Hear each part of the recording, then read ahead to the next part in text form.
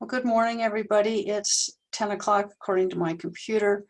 I expect quite a few more people to show up, and so I'm going to give everybody just a couple more minutes to join.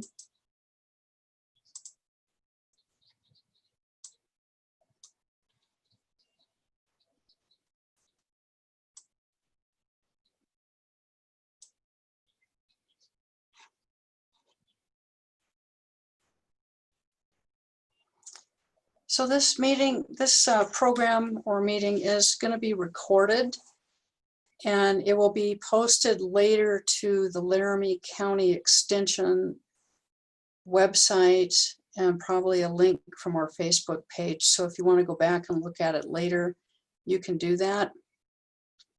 And normally I teach this program in person, and so it's a lot more interactive. So what I'd like is, as we go through this and as you have questions, if you would just go ahead and unmute yourself and go ahead and interrupt me and ask the question, because again, this is normally very interactive. I'm going to cover a lot of topics in just a very short period of time. So we're going to do everything from soils to watering to trees to vegetable gardening, fertilizers, lawns, tree pruning. So we're going to cover a lot of ground. But again, by all means, go ahead and unmute yourself and ask a question. Or for those of you who are familiar with doing Zoom, there's a little button called chat.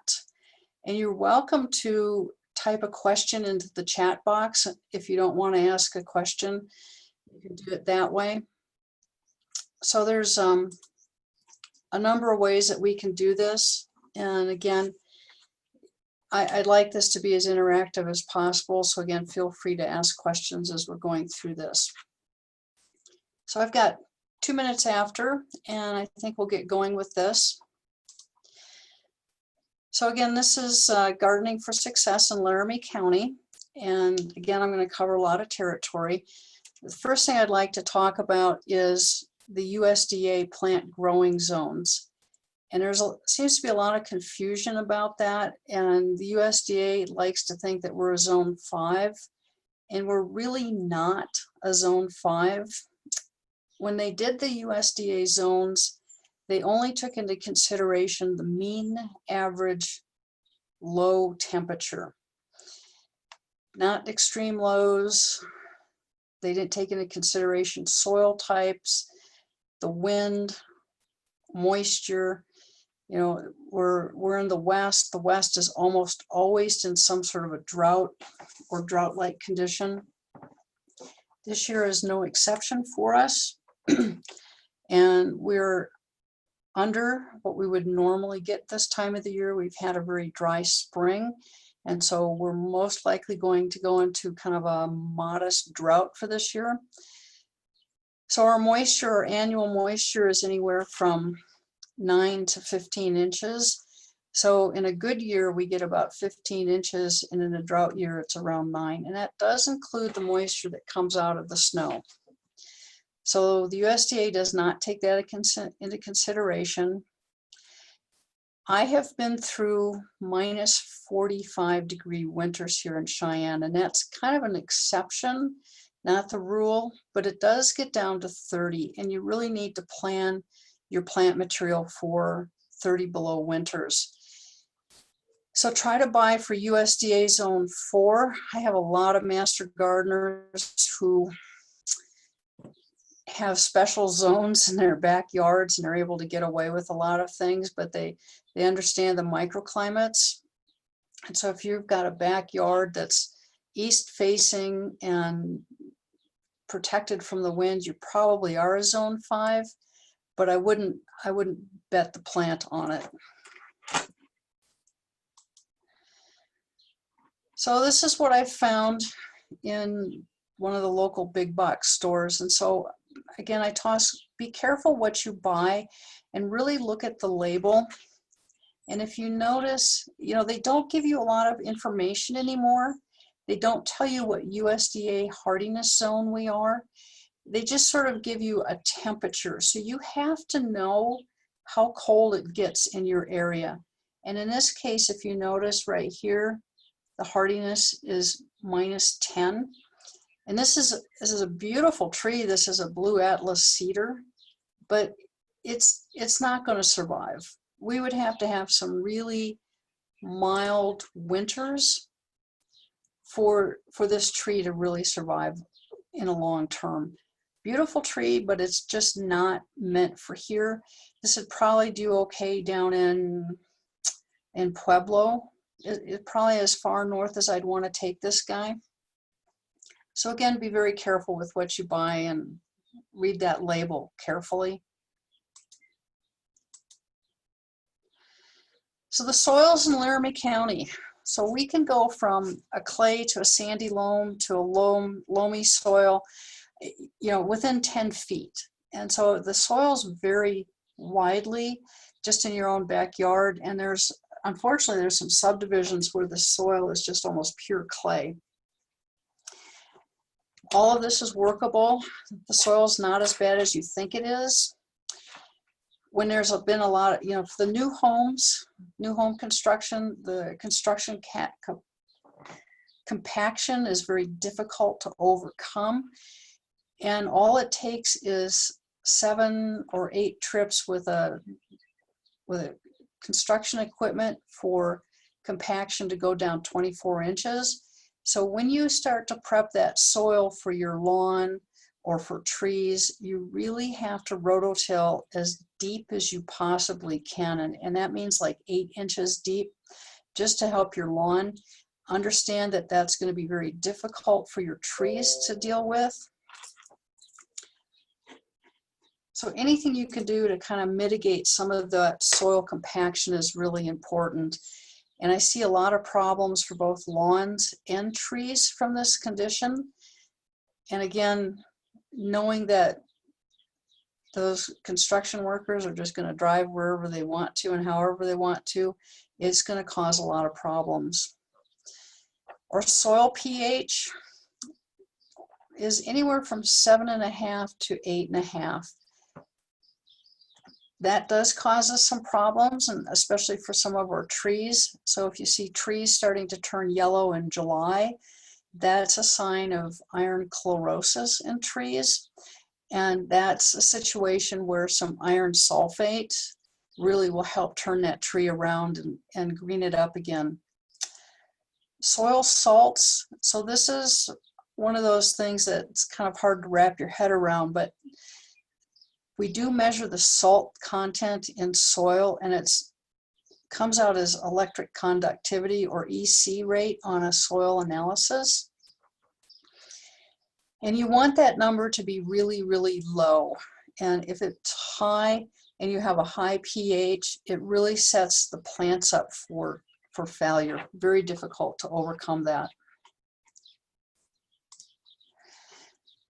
So as I go through this program, what I'll do is go through these slides, and then when I'm done, then I'll drop the PowerPoint down and we'll talk about some of the other things that go along with gardening here in Cheyenne in Laramie County. And I've got all sorts of stuff for us to look at and talk about. And again, as we're going through this, if you have any questions, just go ahead and unmute yourself and ask, or put a question in the chat box. Okay, so soils in Laramie County, again, you never want to lime western soils. Doesn't matter where in the west you are, but you never want to add lime to the soil. This is a back east thing, and back east they have a lower pH. They have very acidic soils back east. Here in the west, we have a very alkaline soil, and so we're always trying to lower the pH, not raise it. And so lime, fireplace, wood ash, barbecue ash, that will always raise the soil pH. And plants prefer to have a little bit lower soil pH, like around 7 to 6.5.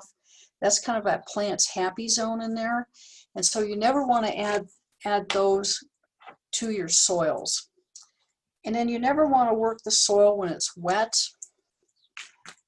working soil when it's wet or damp just contributes to compaction, soil compaction, and it also results in a net loss of organic material.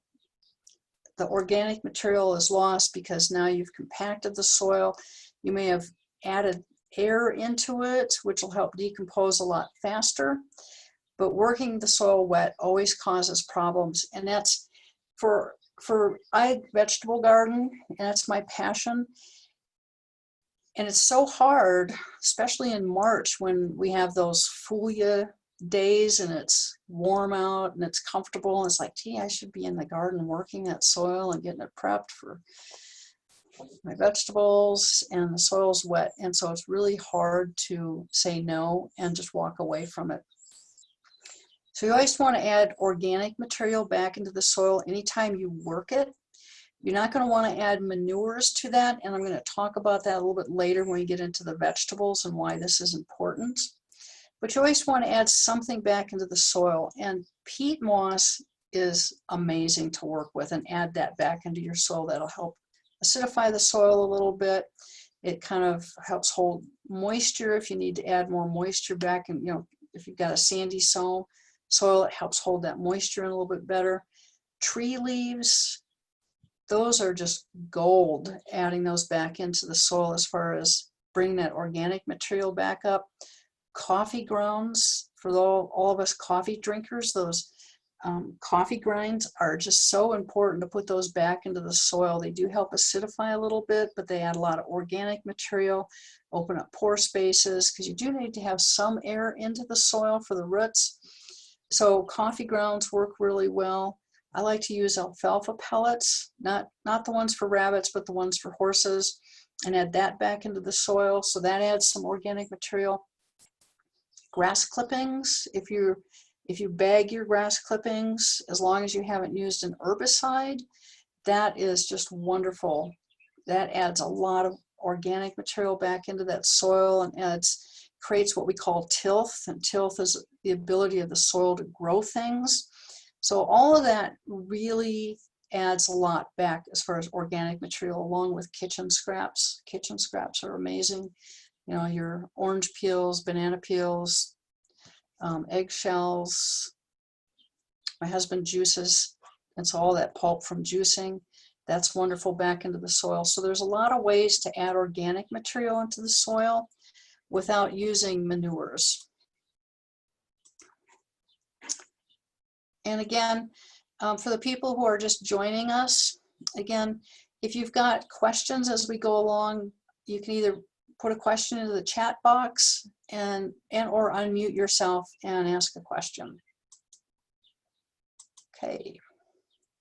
Okay, so I'm talking about soils, and so we've talked about the soil pH, and that our soil pH here in Wyoming is like 7.5 to 8.5. Sometimes you run into a little bit lower, but that's about the average that I see on soil tests that come into the extension office. I see some of the big box stores growing blueberries, and every year I get phone calls into the office about, my blueberries died, I can't keep blueberries growing.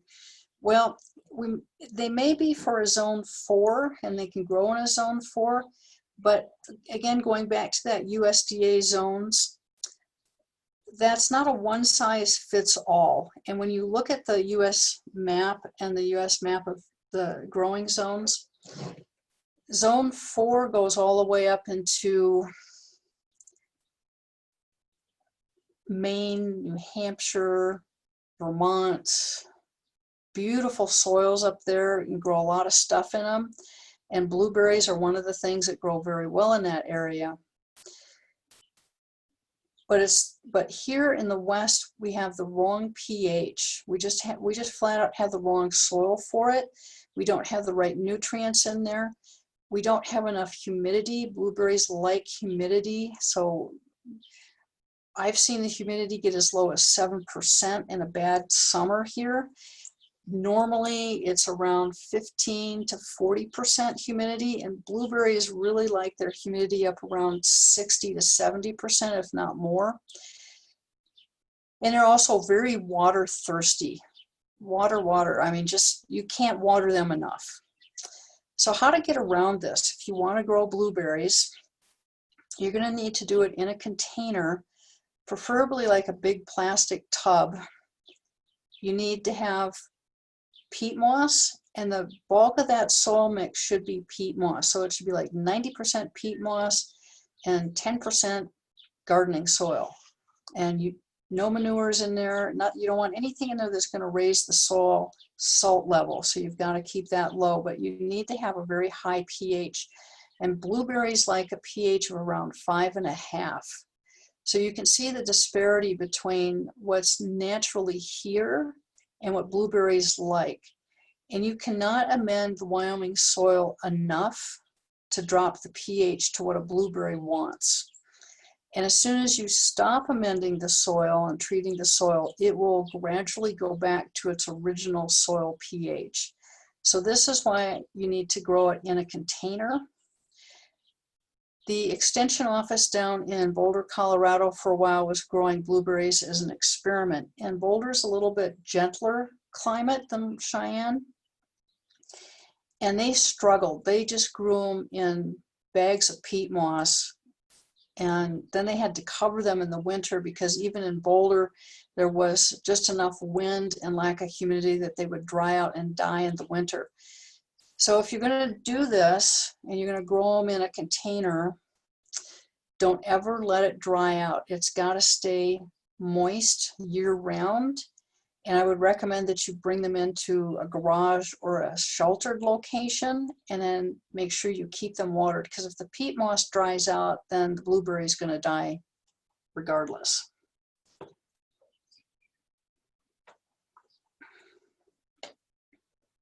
So that's my soapbox on blueberries. So fertilizers. So when you go into a store and you look at all the opportunities to buy fertilizer and the choices and bags and boxes and containers, there's just a plethora of information on them. It's all very confusing. Most of it, especially the marketing on the front, doesn't mean a whole lot. So what do those three numbers mean? And it's those three mystery numbers that you're going to see on a bag of fertilizer for your lawn or for vegetable garden. It's always written in stone, so it's always going to be nitrogen, phosphorus, and potassium in that order, written in stone. So ignore all the marketing on there. Ignore the fact that it might say this is for begonias, or this is for petunias, or this is for tomatoes. What you need to do is turn the box around and look at what the ingredients are and what it has in there. So nitrogen is your first number. And that first number tells a plant to grow a lot, especially the top growth. It doesn't tell it to put down a lot of roots. It's really kind of, it's going to green a plant up. It's going to be lush, big growth. So it's going to look really good, but there's not a lot of root growth to keep up with the upper growth. And too much nitrogen can attract a lot of insects, especially aphids, and it can cause very weak growth if overused, especially with your trees. If you over fertilize your trees with nitrogen fertilizer, you get big growth, you get footage of growth, but it's weak. It's a very weak growth, and so you want to be very careful with that. And especially here in Wyoming, where we don't have a lot of water to back up all the nitrogen, you want to keep that first number as low as possible. So if you're doing your own lawn fertilizing, I like to see it 20% or less, and the best fertilizers for lawns are the slow release ones. And same thing with your trees. And again, we'll get into that a little bit more here in the lecture. But phosphorus needs nitrogen to work, and so you do need to have some nitrogen in the mix. You just don't need a lot of nitrogen. So phosphorus tells a plant to put down strong roots, which is really important, especially for our trees. For flowers and for vegetables, it tells that plant to put on to flower and to put on fruit. And so this is what a vegetable gardener looks for when they buy a fertilizer. They want the middle number to be higher than the other two numbers. And then the third number is potassium. So this is K on that bag, and it's also called muriate of potash. And this helps a plant, this especially for your lawns and trees, it helps that plant better adapt to cold and drought. Helps vegetables be a little bit more productive. It will put the red on a tomato. Helps potatoes grow to their potential. But a little potassium goes a very long ways, and potassium is a very salty fertilizer, and so you've got to be very careful that you keep that one low. And very rare do I see a call for a lot of potassium. And potassium is also naturally found in our soils here in the West, so it's not one I worry a whole lot about. But when you're reading that bag of fertilizer, again, you want to read the ingredient list, and you want to make sure that you've got calcium, magnesium, manganese, iron, sulfur, and especially the iron and sulfur in there. You really want those in, because that helps our trees and lawns not go chlorotic. And chlorosis in plants is equivalent to anemia in people, so that it's not getting enough iron, and that will lead to plant decline and eventually plant death. So iron is very important to our trees and shrubs and lawns and vegetables, and it should be part of that fertilizer component. So if you're buying your own lawn fertilizer, you're probably seeing numbers like the 3005, like this one here. And part of that is back east, they're having a lot of problems with too much phosphorus runoff into streams, rivers, and lakes. And so they end up with algae blooms. And so they're blaming the fertilizers on this. And they've pulled the phosphorus out. So this is phosphorus is your middle number. And they've pulled that out of your bags of lawn care fertilizer. So when you go to the stores and you look at that and it's like 3005, that's why that has come out. We don't necessarily have that problem here, but it's a back east problem. So watering your plants. Again, I think we're going to go into a drought just based on spring, not getting a lot of our normal spring moisture. But watering is kind of one of those science and art meet. So you need to know what kind of soil you're dealing with. Do you have a clay soil, a sandy soil, loamy soil? Are you dealing with compaction? So you need to water according to your soil type. And I've got a good demonstration so you can do this yourself and not have to get a soil test, or by all means, if you really want to know, you can get a soil test, or you can do both of them together. But when you want to water deeper and longer and less frequent. So if you're watering your lawn, for example, you want to water on your timer for 5 minutes per zone, then recycle that timer and water 20 minutes per zone. So for a total of 25 minutes. And that first 5 minutes just helps get the soil wet and ready to take in water. Otherwise, and it helps avoid runoff, which is really important, especially if you live in town. That's a lot of money going down the curb. So you want to kind of mitigate that if you can. And one way to do this is to water each zone 5 minutes, recycle that zone back, and then water for 20 minutes. And so that's watering it deeper. And the important thing is you want to get those grass roots to go as deep as possible, and not water for 5 minutes every other day, and you end up with very shallow roots that if you couldn't water, then you have a dead lawn.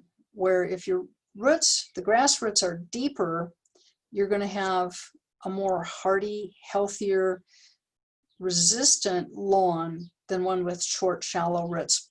So watering longer and deeper is better than watering for a few minutes frequently. And then use a timer. Oh my gosh, a timer is my best friend in my garden. So here's what I'm talking about as far as know your soil type. So a heavy clay soil, the water doesn't penetrate very deeply. It just kind of stays more surface-like. And in a medium textured soil, which is your sandy loam with a little bit of clay in it. So this is, medium texture is kind of like the best of all worlds. And so that water gets down just deep enough, you know, it'll eventually get down to the bottom of this taproot. This is a sandy soil, and so the water just goes through it very, very quickly, and it doesn't hold a lot of that moisture like you would like it to. So you end up watering a little bit more frequently. And so clay soils, this one is more of a challenge, because this is one where it's real important to water it for 5 minutes to get the soil wet, then come back and water it a little bit longer so that you can get that water to saturate down instead of run off. And don't forget that when that water runs off, it's taking your fertilizer with it. And so any fertilizing you're doing gets washed away. And so that's not what you want to do. Okay. So now I'm gonna jump to trees. And again, if you've got questions or comments or anything, by all means, unmute and interrupt me. Because again, normally when I would do this in the classroom, it's much more interactive. And so anyway, trees. So trees are interesting creatures, and what we do to them today may not show up until next year. There's some exceptions to that, but what we do to them, it takes them a long time to respond to that. So when and what to fertilize your trees with is really important. And trees put on that big burst of growth in the early spring, and then, believe it or not, they stop sending up growth on that center leader about the middle of June. And so you don't want to fertilize your trees after the 1st of June, because you don't want to push that growth past where it can harden and get ready for winter. And I know that just sounds really kind of strange, but again, trees are really slow to do much. You know, they'll grow quickly sometimes, but some of the other things that occurs within a tree's life is they're very slow to deal with. Again, watering a tree deeper and not frequent is important, but watering is very important for our trees. And then some trees that do well here, and some trees that I recommend, and the city forester, Cheyenne City Forester Mark Ellison recommend, are your American lindens, bur oaks. Bur oaks are native here, so they do well. They do have some problems, but not a lot. And big, beautiful trees. They're long-lived. All these trees here I'm talking about are very long-lived. Honey locusts, hawthorns. Hawthorns are going to be your smaller trees, so they're going to fit into small spaces. If you want to look at some hawthorns, downtown on Capitol by American National Bank, they've got hawthorns in their parking lot, and they're doing pretty well for being in a very hostile environment. Very small tree, good for small spaces. They bloom, they put on little hawthorn apples, which are good for making jams and jellies out of, or you can let the birds have them. Elms, if you want that quintessential street shade tree or just a big shade tree, there's a whole bunch of new American elm cultivars that are resistant to the Dutch elm disease. And they're doing very well. I have several planted in my yard. I live way out in the county where I have no shelter from the wind. They handle the wind well. They handle springs. You know, our springs can be a little schizophrenic. So we'll have a warm spell and a cold spell, and that's just devastating for some of our trees. But the American elm cultivars seem to do very well. Mark Ellison, the city forester, has been planting a lot of acrolade elms. There's some acrolades up in Douglas at the state fair. They've been up there. They're doing very well on minimal care. They will get big, so you have to have some room for them. They do well as a street tree. So a big backyard shade tree, if you need to get some afternoon shade, that's going to be your tree for you. Hackberries, they do very well. Ohio Buckeyes, those are beautiful. They put off, they flower, so they have a lot of other attributes to them. Crab apples, if you need a smaller tree, they come in all sorts of different colors. I'm going to jump back to the linden real quick. They also bloom, and they have a very pretty little 5-petaled cream-colored flower that has a very spicy, clovey type scent to it. And your native little bees love it. I've seen a lot of butterflies in linden trees. So if you're looking to help support pollinators, the linden tree is an excellent one for that. So is crab apples. Hawthorns are another good tree that are good for supporting pollinators and butterflies. So you can have a tree multitask, and that's pretty cool. So just how much water does a tree need?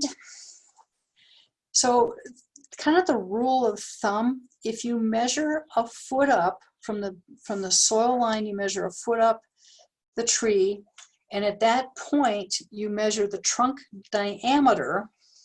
The tree needs 10 gallons of water for every 1 inch of measured trunk diameter. So if it's 10 inches, that's 100 gallons of water. So how often do you need to do that? This is where, when I teach the Master Gardener program, I tell my Master Gardeners that you need to start being weather watchers.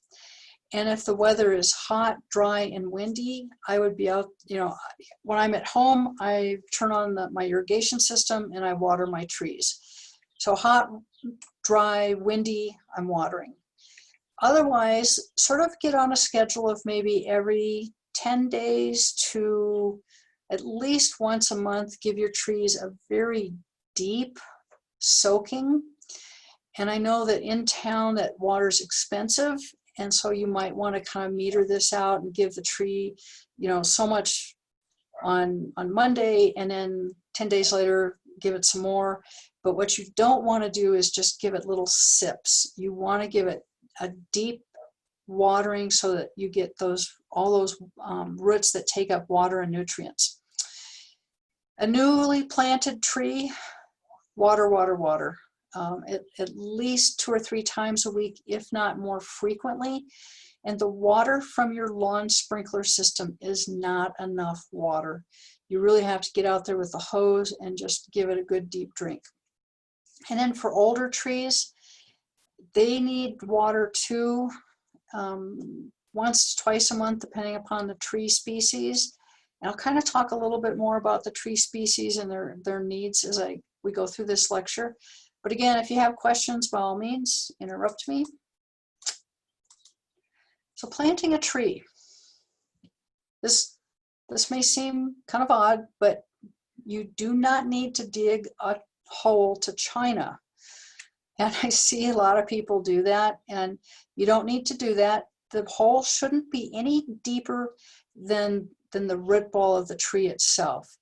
I see a lot of problems with trees, and especially this year, I'm seeing just a host of problems with trees that have been planted too deep.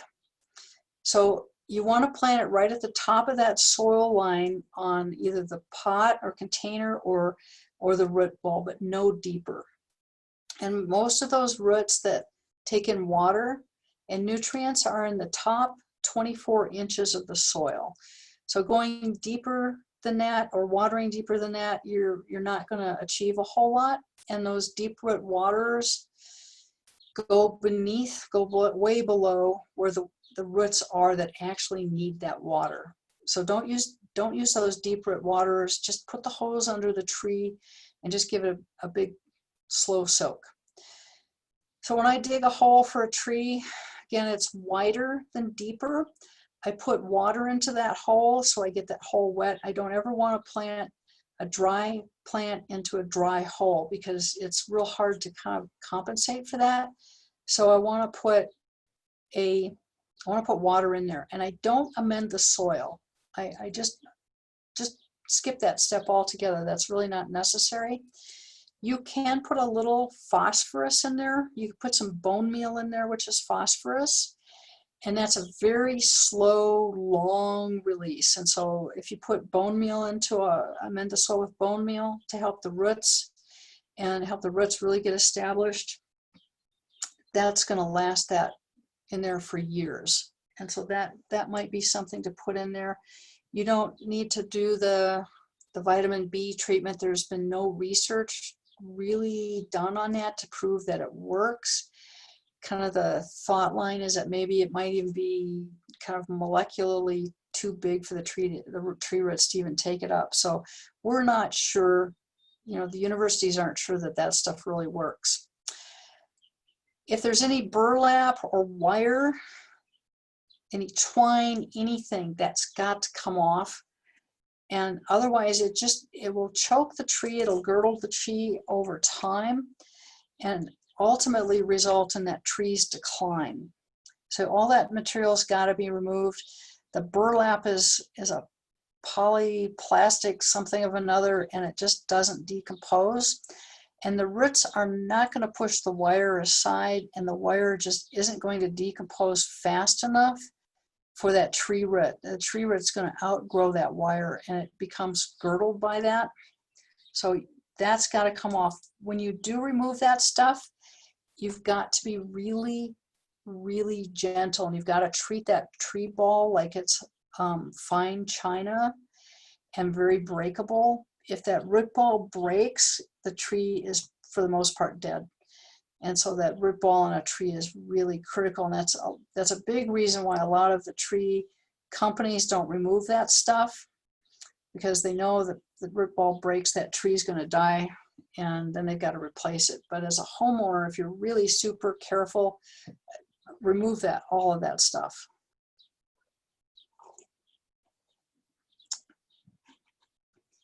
So I was out doing a yard call, and this is the airport back here, and so this is Airport Parkway, and this is an alley. And I was actually doing a yard call over on this side, but I couldn't help but look at these trees. And this is a whole row of spruce trees and then a couple of cottonwoods in here. And I can't think of two trees that are more uncompatible than a cottonwood and a spruce tree. The cottonwood tree is going to outcompete the spruce every time. The spruce tree needs, I love blue spruce and green spruce and Engelmann spruce. I think they're just gorgeous trees, but they need a lot of water, and they're all trees that you would normally find in what we call a riparian environment. And that riparian environment is your streams, your kind of marshy areas, a lot of water. And so these trees, these spruce trees, are on a slope, and so all the water runs off, and they don't ever get enough water. So they're always dry. The growth on them is just really pathetic. They don't look healthy. They don't look robust. And then if you notice at the top of the tree, it's died back. I think that's more a function of, or spring. In April, we had a week, 10 days of really nice, warm, fulia weather where you wanted to go out and work in the garden, do yard work, start getting things going. And then on April 17th, we had a freeze, and it dropped down to 27 degrees. That's a hard freeze. And so a lot of the trees had started to bud out. The spruce had started to grow. And so this is frost damage up here. So that's all freeze damage. It took out the last year's growth, but I've not seen that it took out the new buds on the spruce trees and our ponderosas. So this tree is already struggling. It's on a slope, the water runs off. There's cottonwoods. Cottonwoods are very competitive. Cottonwoods need a lot of water. They're gonna take water away from these guys. There's lawn here. Even the lawn isn't doing well. But if you look into this picture here, you see these little tufts right here. I know they're kind of hard to see, but that's baling twine.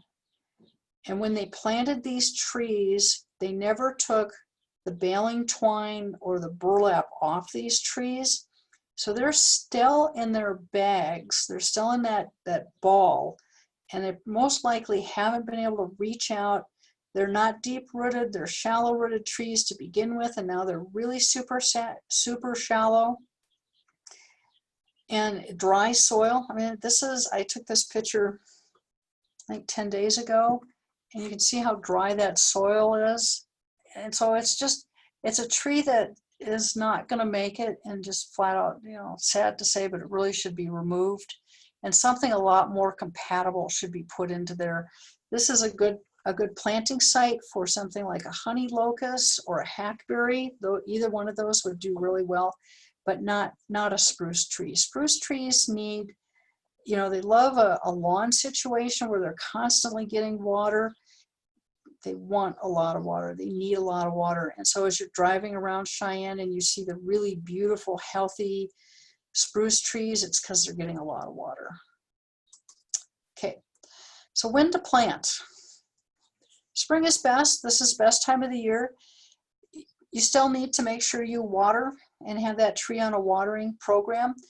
But you can pretty much plant any time of the year as long as the soil isn't frozen and you can get water to that tree. And as far as staking the tree goes, only stake it if the tree needs it. That root ball weighs a couple 100 pounds. If you get a balled and burlapped one, if you get one that's in a pot, that pot still weighs 50 pounds. And that upper portion of the tree weighs next to nothing. I don't stake my trees. I plant a lot of bare root trees and I don't stake them.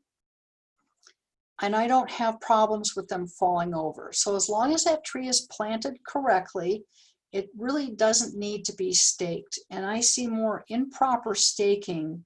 I see more of this than I see of anything else with a new tree. And it bruises the bark. And that bruised area can set a tree up for long-term problems, and especially with fungus and cankers. And so I see more problems with improperly staked or trees that are staked for excessive long periods of time. And if you do stake a tree, it's just one growing season. That's all it needs. Okay, tree growth. So this is kind of fun. Again, the leaders, that the spring growth really stops growing about the middle of June. And at that point, the new growth really just starts to get ready for winter. It starts to harden off, but the tree continues to put on more leaves. And those leaves are incredibly important for photosynthesis and putting down more energy into the soil, into the roots. So this is what that looks like.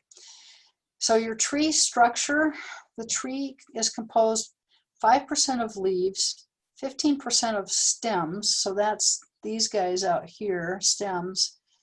The trunk makes up for 60%, 5% woody, 15% woody roots. And the woody roots are these big guys.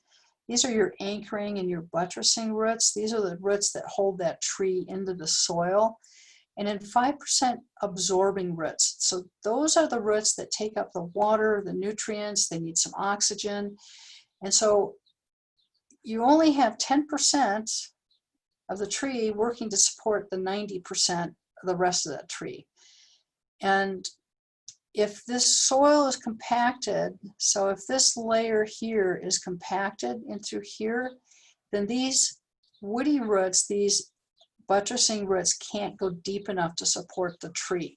And cottonwoods especially hate compacted soil. So if you have a cottonwood and the roots are starting to come up on the surface, it's because what's down here is compacted. And I'm not a big fan of cottonwoods, and that's one of the reasons for it, is they just hate compacted soil. So we also have this rule of 60-40. So when you look at a tree, you want to see 60% canopy and 40% trunk. So 60% green leafy stuff and 40% trunk. And so this is what you don't want it to look like. So the question is, does this make the rule of 60-40? Is this 60% green leafy material and only 40% trunk? In this case, this is actually the reverse. This is about 60% trunk and 40% green leafy material. This is a big old cottonwood. This is in a park. This is kind of looks like a tree trying to do yoga. And to me, it's a little scary. It's in a park. And you can see that right through here is wider than right in through here. And it's also wider than the base. The tree's this is all power lines right in through here. Kind of hard to see, but this is all power lines. So it's been pruned to avoid the power lines. And whoever did it actually has pruned the tree correctly for pruning, but it's top heavy on the east side. And so as the wind blows, it's blowing it that way right over the park. I think that's a scary tree. Okay, so trees, give them room to grow. And look at that tag. The tag will give you some meaningful information, but what is the mature width of the canopy going to be? So if it's going to be 40-foot mature width, you want to make sure you're at least 20 feet away from a structure, especially your house. So that might mean you're putting it into the middle of the yard, and that's okay because it's all about the tree. Again, make sure the soil isn't compacted. If it is, again, you want that hole wider than deeper, and so you're gonna do a lot of digging to try to uncompact that soil. You can use a product called Revive. Revive helps the water penetrate, and it helps kind of break up that soil compaction over time. Water for a tree is more important than fertilizer. I don't fertilize young trees, but our older trees should be fertilized. They should be on some sort of a fertilizer program. I like, again, spring, March, April, May, and you want your cutoff to be June 1st for fertilizer, and I don't fertilize after that point. Older trees need water too, and I put that in there because I did a yard call earlier this spring, and one of the things I told the owner was, you know, this big beautiful ponderosa, I said, you got to water the tree. He said it's in a difficult location, needs water, and that will help the tree out a lot. And his comment back to me was, well, the tree doesn't need to be watered. And when I said, really? And I said, yeah, I said, I got some advice from someone that said the tree didn't need to be watered. Well, it turns out his lawn sprinkler repair guy told him the tree didn't need to be watered because it was an older, mature tree, and it had an established root system, and it went deep and it would find water on its own. And it's like that couldn't be farther from the truth. And your older trees need water and need to be fertilized. And it's the older trees that are the ones that really need to be more babied and pampered. So pruning. This is, I taught someone pruning yesterday. That was fun. I enjoy pruning. I could stand and prune shrubs all day long. And it's just sort of a Zen activity. And I'm going to show you how to do it. And to me, it's fun. So there are some rules for pruning a tree. Trees have what we call branch or bark collars. And so this branch collar is this, and if you go out and look at your trees after the class, you'll see what I'm talking about. But there's this collar, and then the branch comes out that way, and then you'll see a ridge. And it's real important not to cut into this collar, because it's the collar that's going to start the callousing over or the corking over procedure to cover that wound. And so you don't want to cut into that, and you also don't want to leave a big stub. that it's just it can't heal over or callus over that big stub. And then that stub leaves an area for pathogens and insects, your fungus, bacteria that work its way down into the tree, especially up in here. And so you want to avoid that. So this is a 3-cut method. Your first cut is going to be underneath the branch. And the reason for that is that if you do a cut up here first, you risk this peeling back down here. And you don't want to peel the trunk bark. Oops. You don't want to peel that trunk bark. You want to preserve that. And so your first cut is underneath. Then your second cut takes that branch off.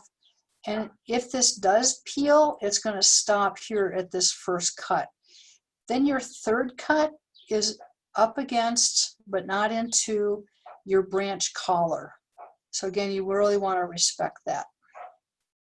Hope that makes sense.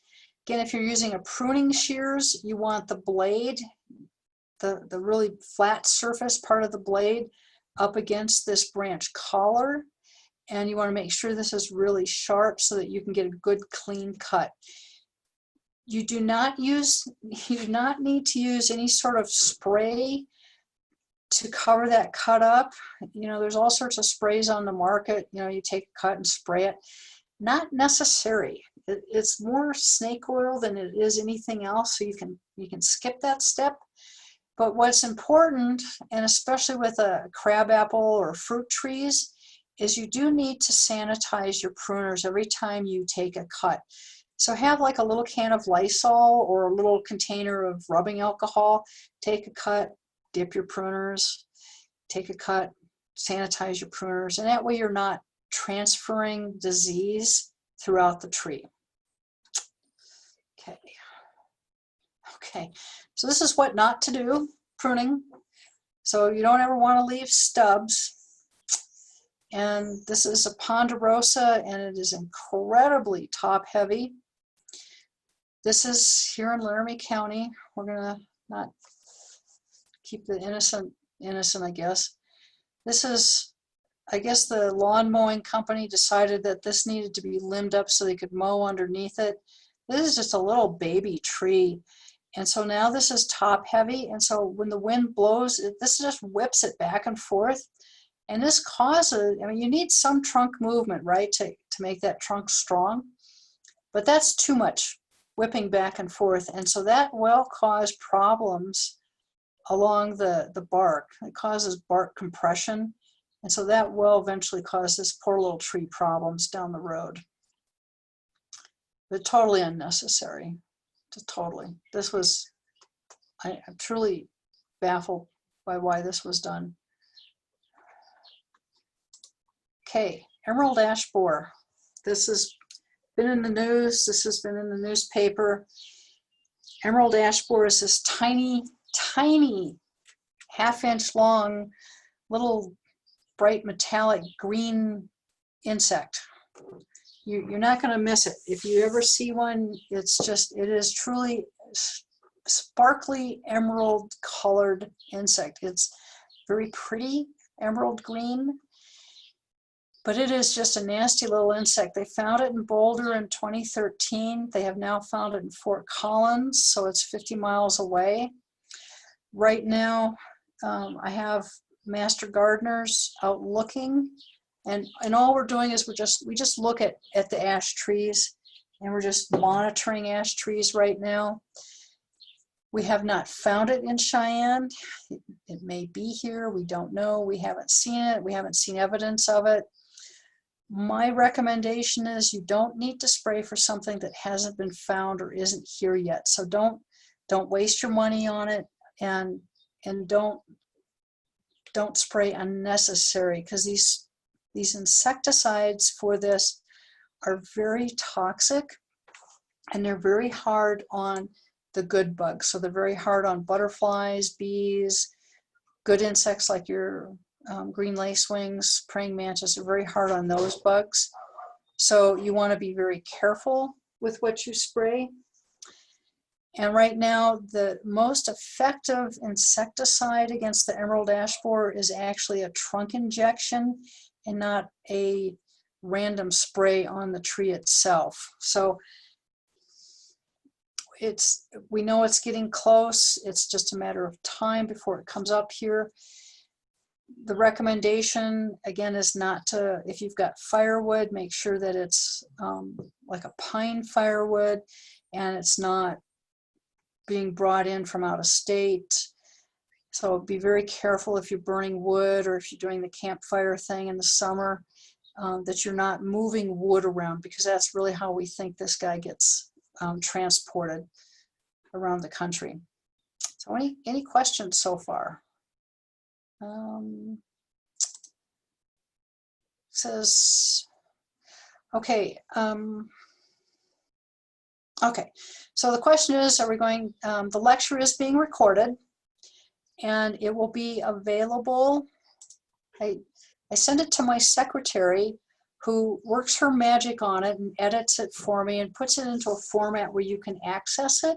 So yes, this lecture is going to be available later, and it will be on our website, and that's the University of Wyoming Laramie County Extension website.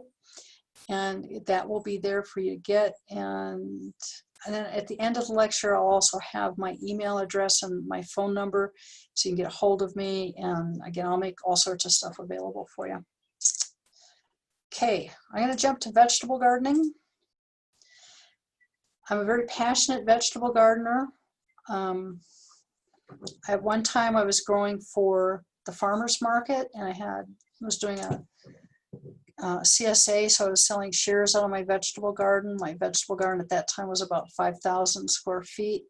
I have since pared it down, and this year I'm about 2,000 square feet, so I've really gotten smaller, if you can call that small.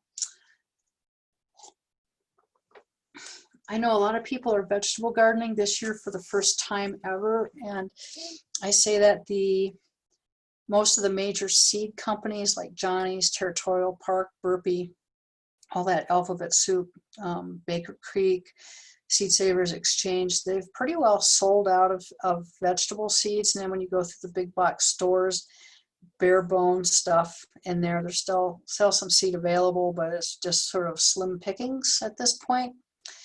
And so vegetable gardening is really, I put that more on the science side than the art side. So we'll talk about vegetable gardening, and again, if you have any questions, go ahead and jump in. East sun is best, morning sun is best, and so there's a lot of myths about vegetable gardening, and I have grown some of my best vegetables in the shade. Tomatoes and peppers, well, tomatoes are an exception, they do like a lot of sun, but tomatoes actually like afternoon shade. And so if you have that opportunity for east morning sun and an afternoon shade, that's kind of the best of all worlds. You can do well with peppers in the shade. Peppers are prone to sunburning. And so east sun is the best in some afternoon shade. We have a very variable growing season. I have grown in as short as 89 days here to as long as 120 days. And so the growing season is measured frost to frost. And right now, Laramie, we got a cold front coming through, and Laramie is gearing up for a frost. And that's going to be, I think, Monday is when we think that's going to come through. So our growing season can be a little weird. And so it makes it challenging, and that's kind of where the science really kind of comes in. Watering your vegetable garden, you really need to keep the water on the ground, either with a drip tape or a soaker hose, but you really want that water at the roots, where the soil and that plant meet at the roots. If you're watering with an overhead sprinkler, then you're watering the leaves, and that sets the plant up for all sorts of mold, or not mold, but fungal problems. And fungus in Wyoming likes cool, moist situations.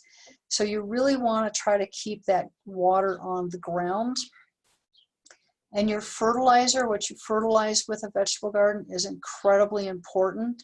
Do not use Miracle-Gro fertilizer. I don't care if it says for vegetable gardens or for tomatoes, do not use it. It's too much nitrogen. So if we go back to that first part of the lecture, nitrogen really promotes a lot of upper growth, leafy growth, and your tomatoes will be the biggest. They'll be the pride of the neighborhood just in size and stature, but you're not going to have any fruit on it because that nitrogen is tying up that ability to put on tomatoes and to put on and to ripen. It ties that up. So be very careful, and we'll talk about that as we go through the lecture. So some very simple garden rules. First thing you want to do is design your garden out. You want to put your pencil to paper and have a plan. I always map my gardens out. You know, they're big enough that I need to do that because you want to always rotate your garden. So you never want to grow the same thing in the same place year after year. So if you grow tomatoes in one little section, and you want to always grow your families together. So your tomatoes, your peppers, your eggplant, your potatoes are one family. And so you want to grow them together in the same quadrant, same section of the garden. And so next year when you rotate, you pick that family up and you move it to a whole new section. And so you put something different where you grew your tomatoes, peppers, eggplant, and potatoes. And so maybe you grow corn there. So you always want to be rotating and moving stuff around. So you want to be careful with that because you'll wear out the soil really fast and have disease problems if you grow the same thing in the same place year after year. So rotation is very, very important. So in a perfect world, you would have sandy loam soil. You only work the soil when it's dry. Your vegetable seeds are going to germinate best in warm soil. Some of the exceptions are going to be your cool season vegetables like your snow peas, your shelling peas, your soybeans, your dami. So there's a whole bunch of things. Your legumes really like cool soil, so they'll do well in that. And watering a vegetable garden, that has got to be spot on, consistent, and it can't be, oh, I think I should water the garden today. I haven't watered it in 3 or 4 days, so I should water it. Vegetables are going to perform best for you if they're on a schedule. And what is that schedule? So it should be based on your soil, based on I don't even base it on the weather. I just base it on my soil, and it's going to be watered every other day. When I've got seeds in the ground, then I'm watering every day. And because those seeds, you can never let a seed dry out. If that seed dries out, then it's a dead seed, and you have to start over. Fertilizer, that first number, that nitrogen has got to be low, and I keep it at 5% or less. There's a little leeway there. I don't want it over 10%, but 5% is really ideal. And I see all sorts of different things when I go into the big box stores, and it's just huge choice. But 10% or less, 5% is ideal. That middle number should be higher than the first number. I don't really worry about the third number, but I do worry about the first two. Okay, weeds. Weeds are thieves in your garden, and they're going to steal water, nutrients. They're going to harbor insects, and so they're really the bad guys. And as much as I hate weeding, I do it. I just go out and I force myself, hate to do it, but I do it. Wind, that's a tough one because the wind is here to stay. So we just have to be careful with that. And again, the sun is, east sun is best. And then, you know, when you design your garden, how big is it going to be? And the location is really important. Make sure that it's going to be someplace that's close and convenient. I've talked with couples where one person wants it way down the hill and someone else wants it up close to the house. The closer it is to the house, the better, because I guarantee you by the time August comes around, you're tired of the weeds, you're tired of weeding and some other issues. So the closer it is, the more convenient it is, the better. So I'm going to take a little bit of a break right now. And it's raining in my neighborhood, and so I need to close some windows. So I'm going to take a real quick break.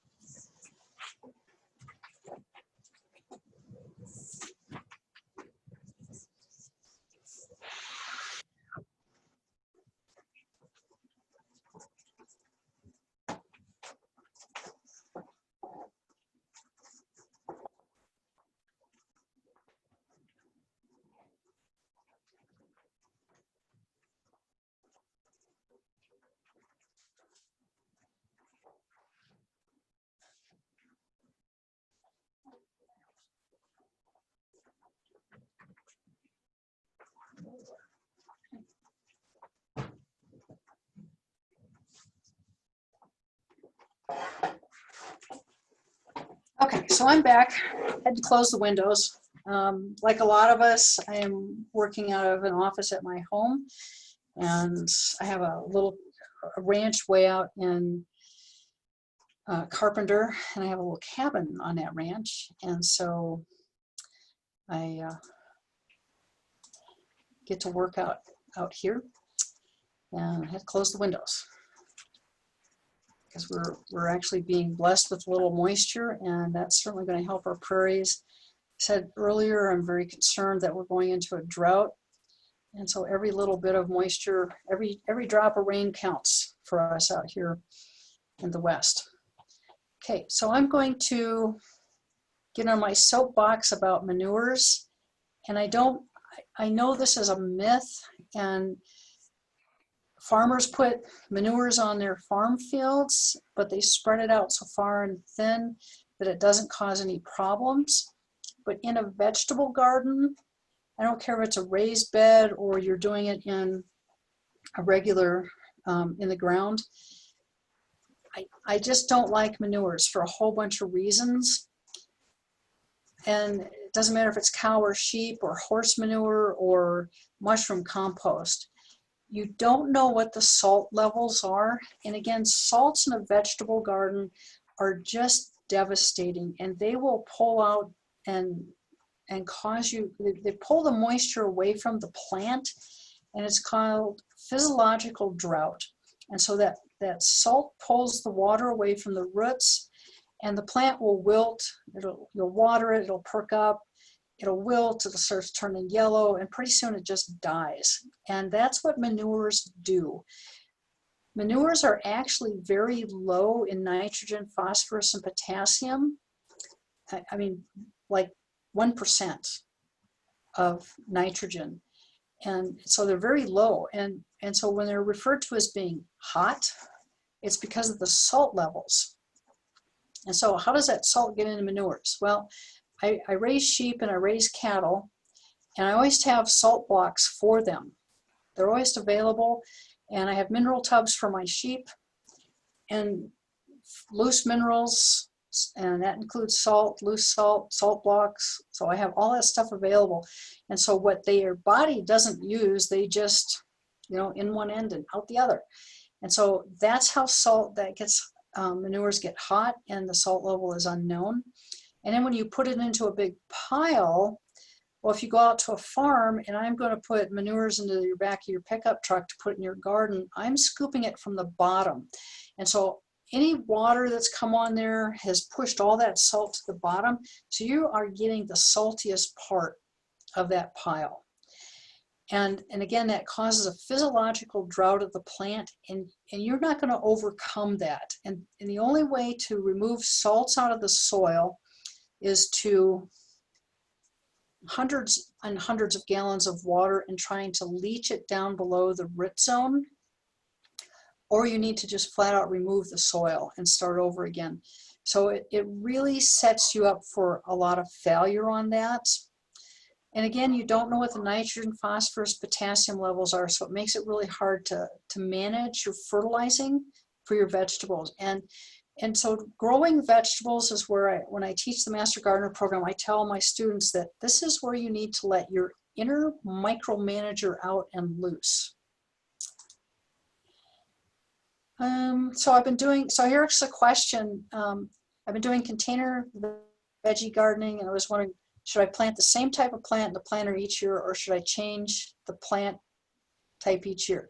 So in a planter, so planting in containers is a little bit more tricky, and my hat's off to my Master Gardeners and to y'all who are doing it in containers, because it's a lot more challenging.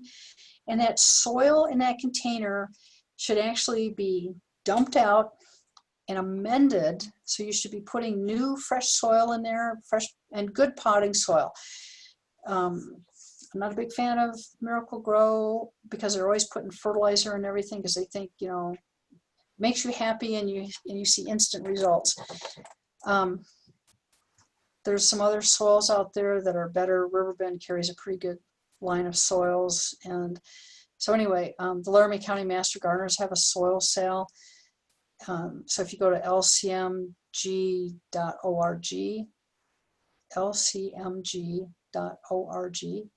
they sell soil, and so the Master Gardeners, Laramie County Master Gardeners, are very picky about the soil that they use, and so they have some really good stuff.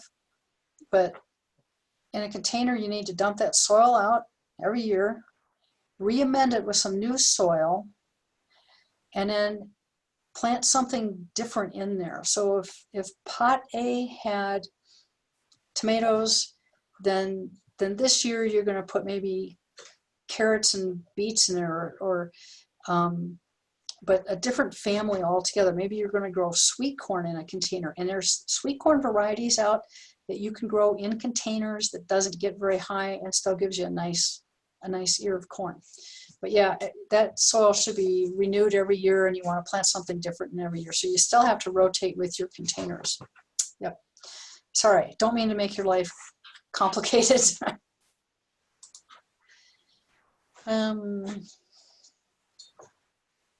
Okay. Okay. Okay, so the other thing, so again, I'm still on my soapbox with manures. E. coli can survive in a manure pile for up to a year, if not longer. Sometimes you'll have salmonella, listeria, campylobacter. So it just depends on where that manures come from. So I'm also very, very careful with that. And then horse manure, I guarantee you horse manure is going to be so full of weed seeds that you'll be fighting that forever. And so horse manure and weeds go hand in hand together, and so that's just a huge problem. Just don't put manures, do not put manures in your vegetable garden. Okay, off my soapbox. So how to water your vegetable garden. Soaker hose, I've used a lot of soaker hose. I do, soaker hose kind of gets stiff and hard over time, and so it can be a little challenging. My favorite is drip tape. It does take a little bit more work to set up a drip tape system, but this is what the wetting pattern looks like. And so I plant on both sides. So I'll plant a row of something here, and I'll plant a row of something there. This also allows me to put more in closer. So I'll actually put a pepper plant here, I'll put a pepper plant there and there. So I'll alternate back and forth. And the same thing when I plant corn. I will plant corn in really tight, and I'll put it 8 inches apart seed-wise. So again, I'll put one here, one there, one there. So I'll alternate back and forth, and then a foot apart. I will pack that corn in really tight. But both of these methods, and you can see the wetting pattern, they allow you to put more product in a smaller space. So you can really get a lot a lot of stuff in here. And I will put carrots on one side, I'll put beets on the other side, or I'll put carrots and lettuce. And so it gives you a lot more versatility and a lot more options for really getting stuff in. Okay, timers. These are your best friends. These are your best employees. These are what are going to make your garden more productive. So having your garden on a timer allows you to go away for the weekend, take a vacation, and not rely on the neighborhood kid to do it for you. I can't tell you how many stories I've heard about people coming home from vacation and the garden is wet, but the plants are dead. And the kid that was taking care of everything says, well, yeah, I watered, watered the day they came home, but everything is dead. So get a timer. They're not very expensive, you know, anywhere from $40. You can get pretty fancy. I have a big Rainbow timer for mine because my garden is so big. But these little guys work out just great. Pop a battery in them and you're good to go for the whole season. So watering a vegetable garden, and this is going to be kind of contrary to gardening myth again, but you really want to water your vegetable garden mid-morning to late morning. And especially for tomatoes, I'm sure a lot of you have had tomatoes that have split or cracked or have those centric cracks along the top. It has everything to do with when you water that tomato. If you water it in the morning, I guarantee you're going to have cracking. So you want to water mid-morning when that tomato plant has an opportunity to warm up. And it's real important that the fruit has some sun on it or warms up so that when you water, that skin is stretchy and it can stretch with the amount of water that that plant is taking up and putting out to the fruit. If that skin isn't stretchy, it's going to split or crack. So water mid-morning, 10 o'clock, 11 o'clock, it's good. Or water at the end of the day. That also works. So I'm going to talk a little bit about seeds, vegetable seeds. If you have stored your vegetable seeds in the garage or a garden shed, that will kill them. And it just takes one summer in there and they're toast. If the seeds get too warm, it just kills them. I store my seeds. I used to store them in the crisper drawer of my refrigerator. I now have a refrigerator just dedicated to seed storage. And I can get my seeds to last a long time. Here it says, you know, these are seed packets and seed life 1 year. I can usually get 5 years out of corn seed just by placing it in a refrigerator. Squash seed, 3 to 4 years. Again, it's got to be cool, consistent. And I've gotten 6 years out of my squash seed. Here it says 2 years for peppers. I've gotten close to 6 years out of pepper seeds because I've stored them in a cool, dry storage. You can put them in the freezer. You can put them in some place where the temperature does not fluctuate, but the temperature fluctuates too much in a garage or a gardening shed. It gets very hot in there and then it gets very cool, but it's that heat that's going to kill that seed. So you want to keep your seed storage cool and never in any of those other facilities. So anyway, off my soapbox.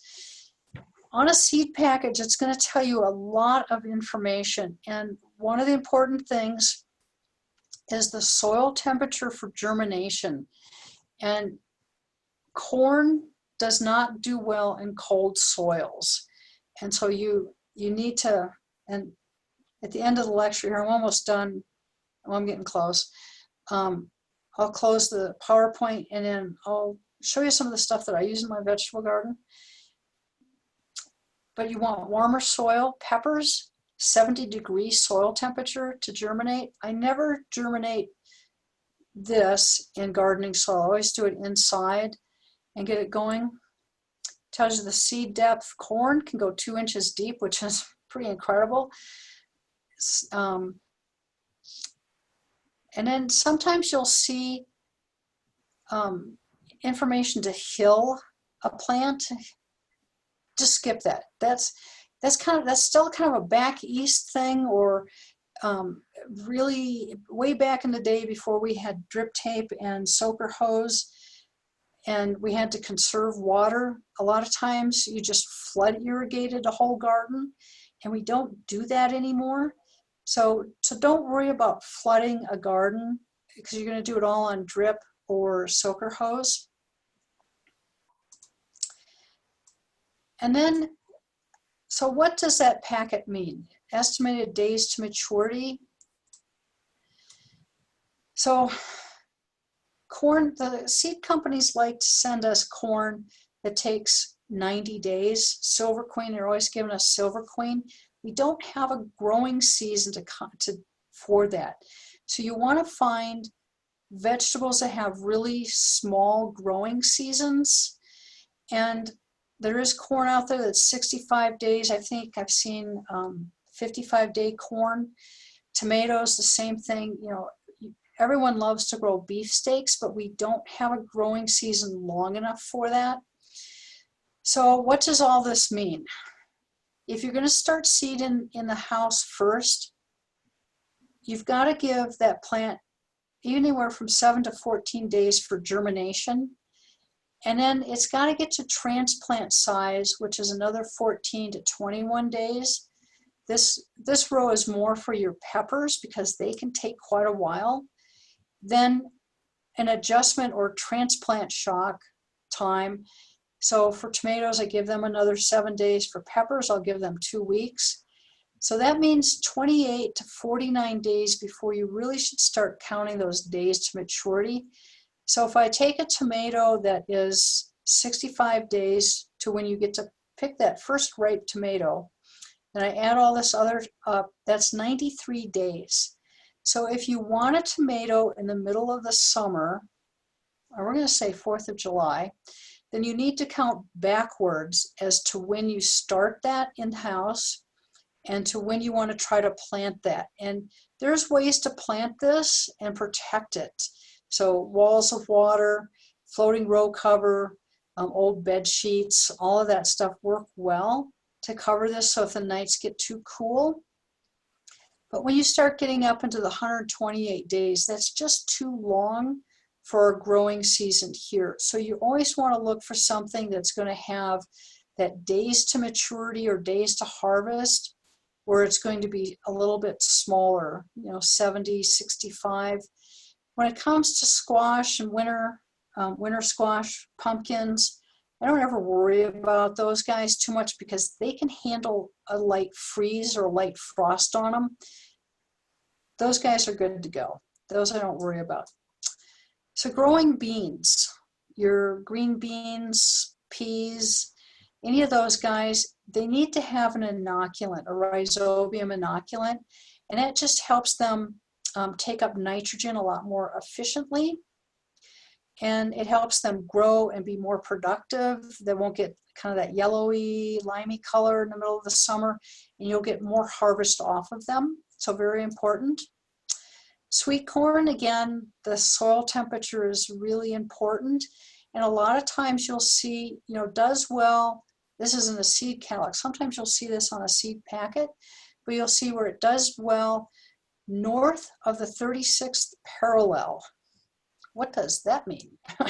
Well, Cheyenne is on the 41st parallel. We're right on, so if you look at lines of latitude and longitude, we're the 41st parallel. So you need to find corn that does well north of the 36th. Hello? Yeah, Rick, did you have a question? I'm sorry, I didn't know I was on the mic. Okay, that's all right. I apologize. Not a problem. Okay. Corn is water thirsty, and none of your vegetables are drought tolerant. And so that's why I was kind of harping on the watering and the timer. Vegetables are not drought tolerant. And so that's real important to have them on a timer and spot on watering. And your sweet corn needs extra water. They really need that extra water. And they also need more nitrogen, so they're the exception to the rule.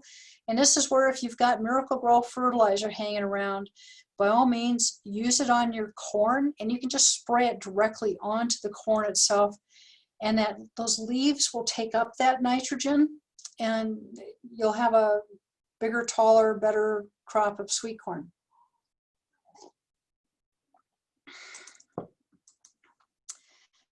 Peppers. Peppers can be a little fussy to grow, but boy, they're worth the reward. All peppers are going to change to red as they become mature. They can be a little bit fussy.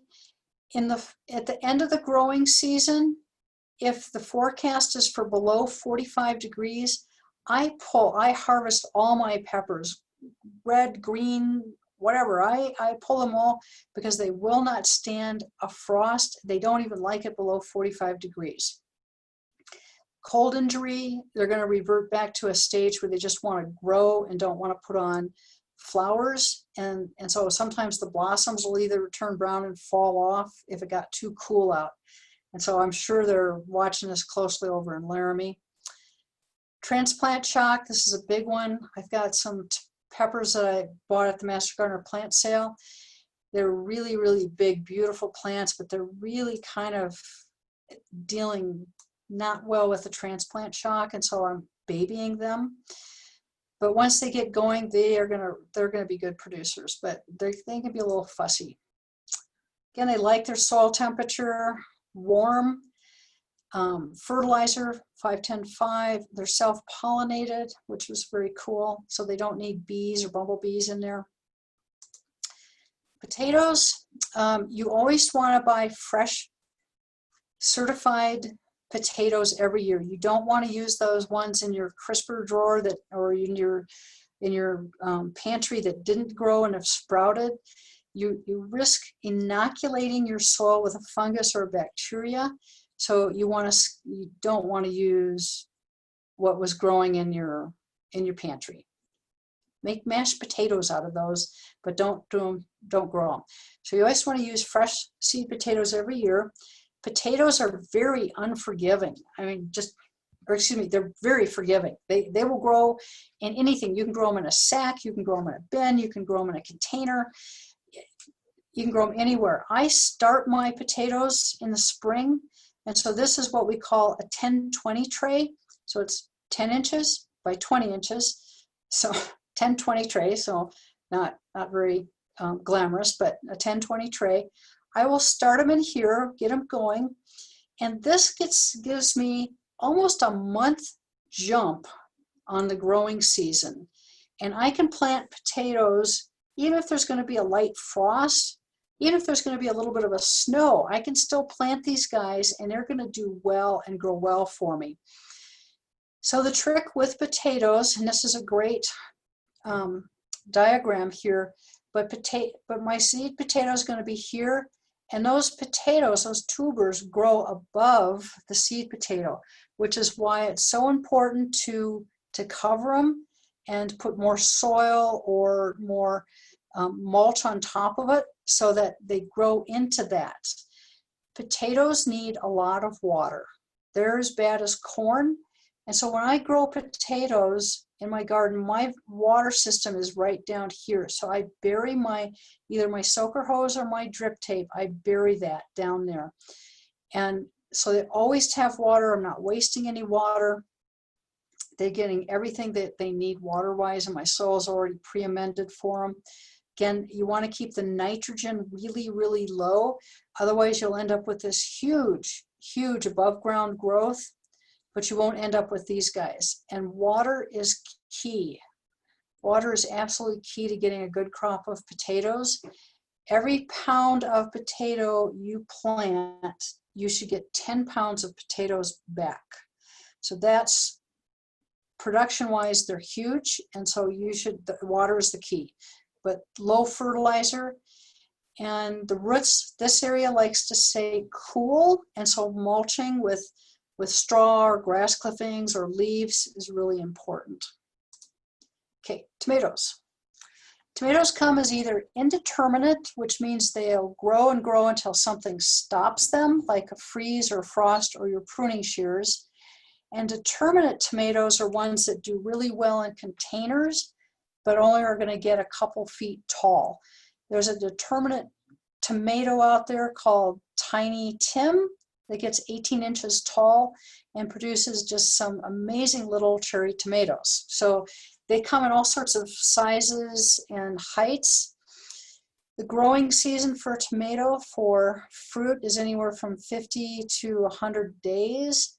100 days is too long for us. You're just not going to get a lot of reward. You're going to get a lot of green tomatoes that you wait forever to turn red, and those are the ones you bring in the house and wait and wait and wait, and then they never really taste great. They're a warm season vegetable. They like it. They like it warm. They like it hot. Tomato growing regions in the United States are Florida, Georgia, Texas, Louisiana, Mississippi, Southern California, all really hot regions of the United States. And tomatoes want their soil warm, 85 degrees. They're very happy with that. Your fertilizer, again, that first number, nitrogen, has got to be kept really low, under 10%. Don't use Miracle-Gro on it if that's all you've got. Cut the Miracle-Gro rate in half. And then I would probably cut it in half again, just because that nitrogen level is so huge that you end up with more growth, not enough tomatoes, and then too much nitrogen ties up that fruit's ability to turn red. Okay, blossom end rot. Blossom end rot. So Wyoming soils, western soils, are actually very high in calcium, and calcium is also acquainted to lime. So our soils are high in lime, they're high in calcium, one and the same. And so adding Epsom salts to the soil is strictly a gardening myth, and it does absolutely nothing for blossom end rot. Epsom salts is a source of magnesium, and magnesium will actually tie up calcium if it's too high. So Epsom salts is a gardening myth. Gypsum's actually a really good source of calcium. A lot of gypsum up in Wheatland. I think they actually mine it up there. They turned it into sheetrock. The problem with blossom end rot is a moisture fluctuation.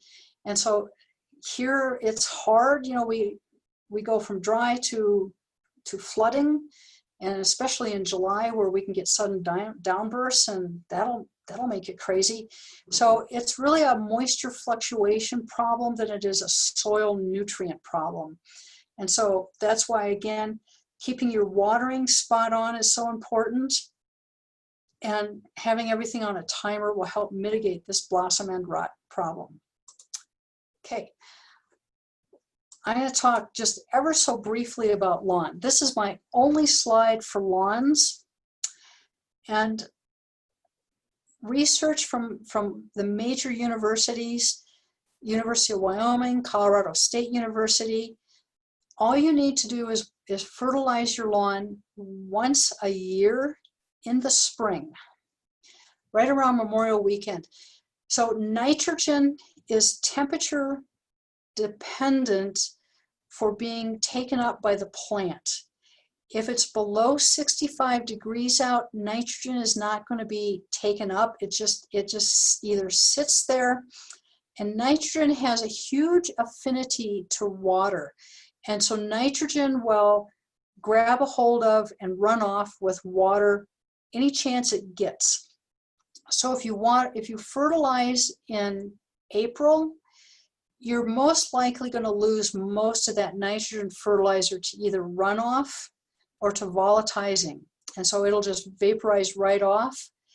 And so you lose a lot by doing that. And the plant doesn't ever have an opportunity to take it up and use it.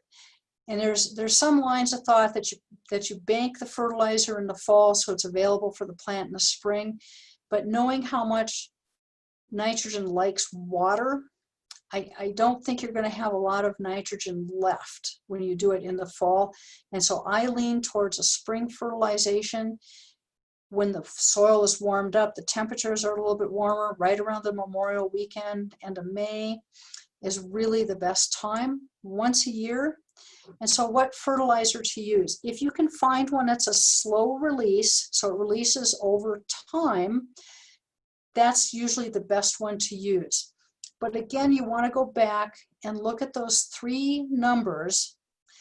And the more nitrogen, the higher that number, the more you have to water, because now your lawn is very water thirsty.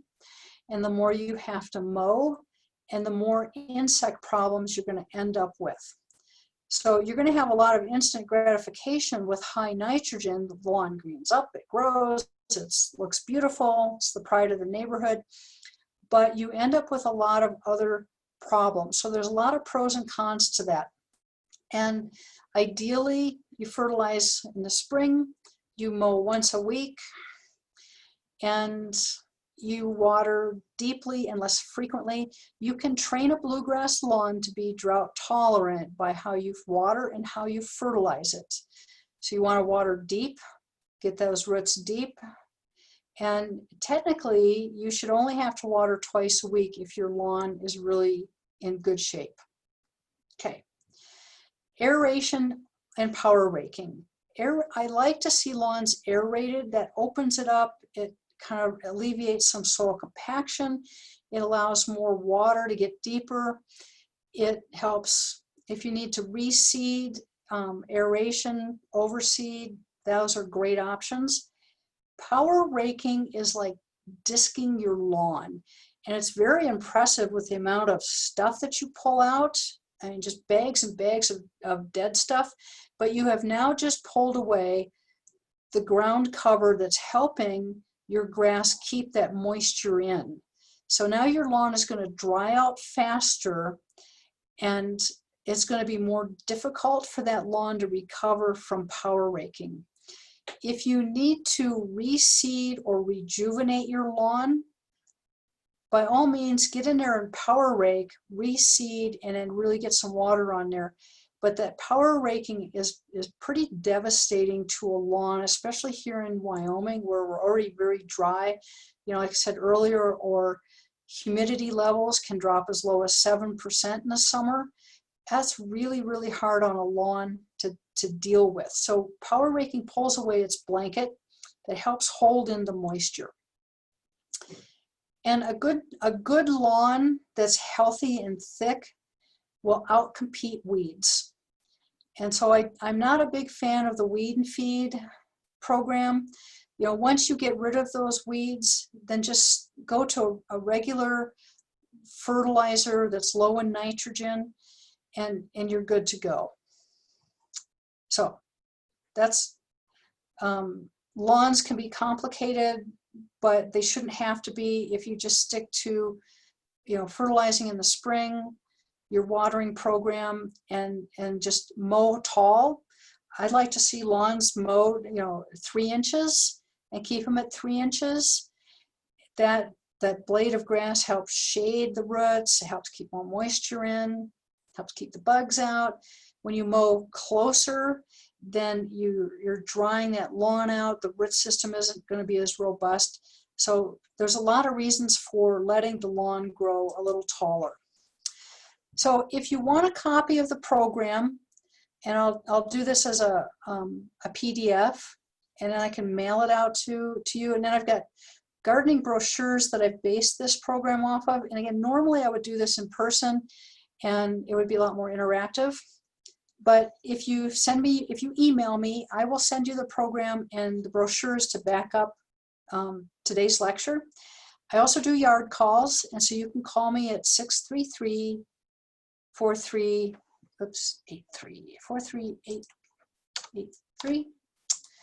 And I do yard calls, and that's where I come out and I kind of help you with your lawn, garden, tree problems. And I also have master gardeners that do the same. So I've got a pretty good fleet of helpers. And so we can all go out and help you do that. But again, I'll email you this lecture and the material that I based this on.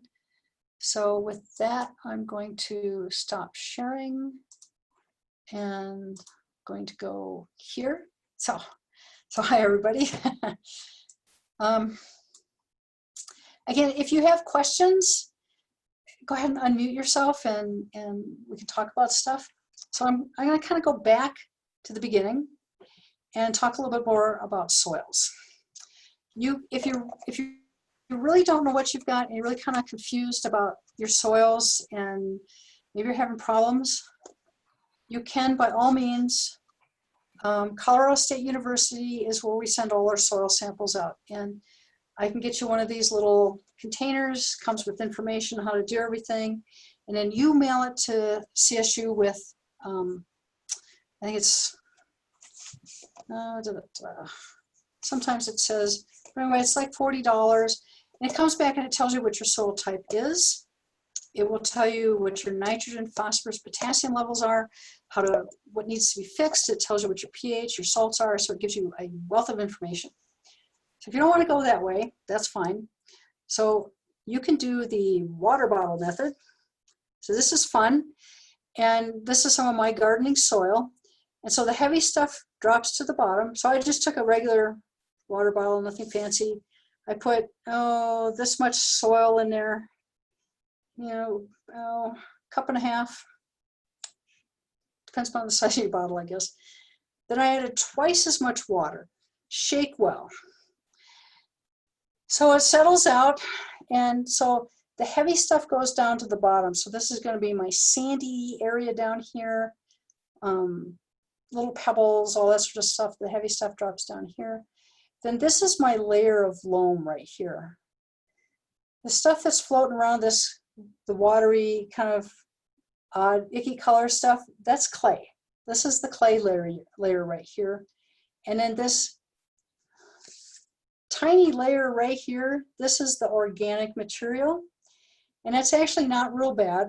I'm neither disappointed nor happy about it. It's just what it is. But this tells you really fast what you've got. So again, all the heavy stuff goes to the bottom, then a little more sand, then this is my loam. This is good guy stuff. This is all the clay, and then my organic matter floats to the top. So that's how that one works. And then again, I was talking about timers. They don't have to be fancy. Nothing, and they're easy peasy to program. If you got a grandchild, by all means, grab a hold of them and have them program it for you. They'd probably be delighted, but this is your best friend, best employee. It comes on, it goes off. You go take off for the weekend, take off for vacation. This is working for you.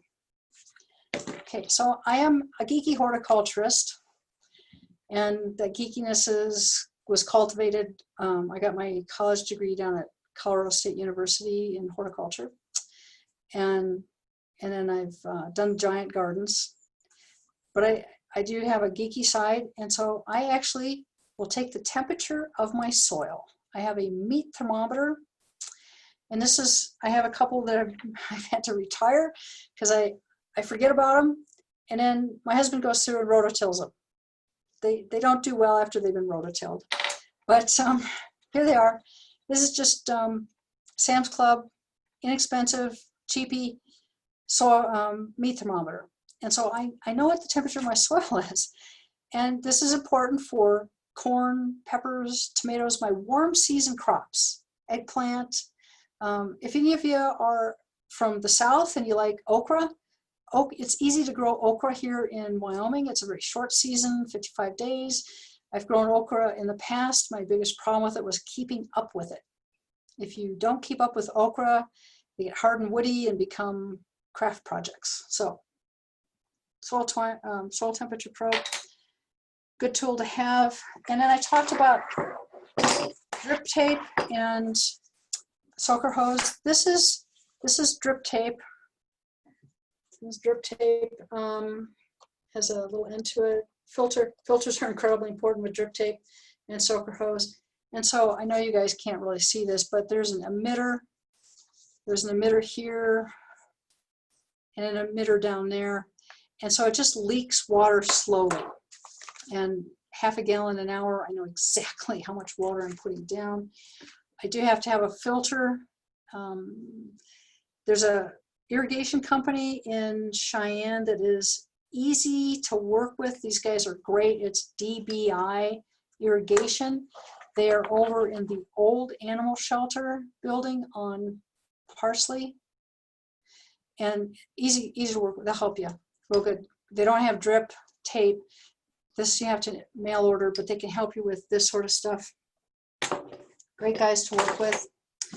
I didn't talk about weeds. I don't have time in this program, but this book was put out here for Weeds of the West, was put out by Wyoming, in Wyoming.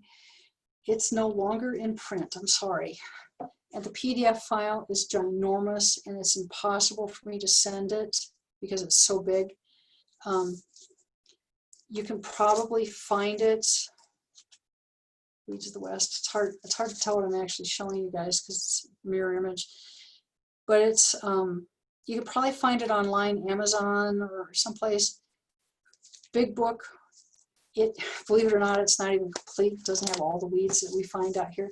But this is a good one to have in your library.